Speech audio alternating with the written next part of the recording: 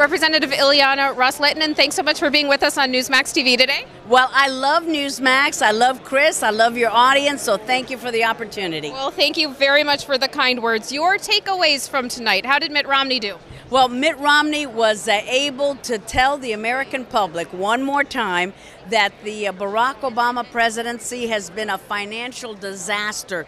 Yes, I know the theme for tonight was international relations, but every candidate brought it home to what really matters most to the American public, which is pocketbook issues. And Mitt Romney once and again was able to say, under Barack Obama, unemployment has gone up, the debt has gone up, it's been a disaster. Home prices have gone down, middle class income has gone down, gas prices have gone up 100%, and he just keeps driving that point home.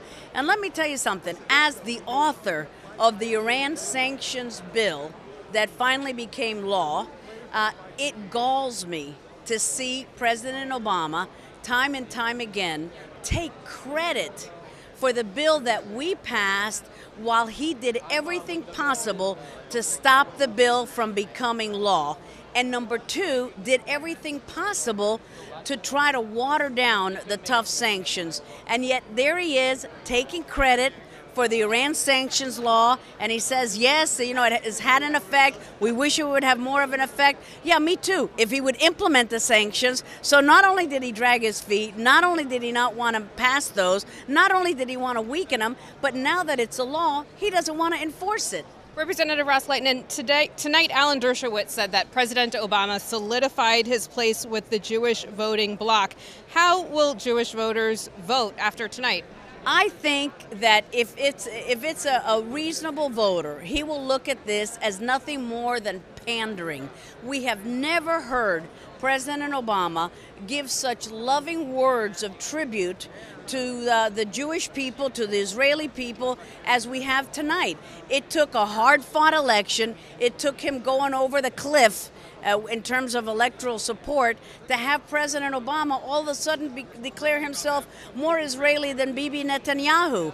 And he kept saying it over and over again. Why? Because he knows the polls. He knows that he's slipping badly with Jewish voters. And I'm glad that debates are having this kind of an impact and that you, the voters, are having this impact, because never has he said such kind things about Israel. But after that election day, you can count on President Obama reverting back to giving the cold shoulder to Netanyahu, to saying to Israel, stop your settlements, force them to make peace with the Palestinians, even though the Palestinians do not want to make peace with the Israelis. So don't buy that kettle of fish. It stinks to high heaven. Now, the president tonight wanted to hone in on women by attempting to convince them that he'll protect our national security and keep us out of war. Who won over this voting bloc tonight? No, this debate really should have been to try to get the independent and the non-committed voter.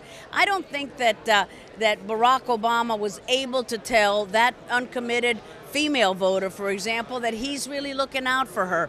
Because as Mitt Romney pointed out time and time again, it's the economy, and the economy is really hurting women a lot. And these are women who want to get better jobs and to have flexibility in the workplace and really make a success of their lives. And this downturn in the economy brought on by the failed Obamanomics is bringing down the women's purchasing power. So I don't think that Obama sealed the deal with the women voter, with the independent voter, and I think that he just solidified his base and didn't reach out to those undecided voters. All right, House Foreign Affairs Committee Chairwoman Ileana Ros-Lehtinen, thanks so much for being with us. Thank you. Love Newsmax.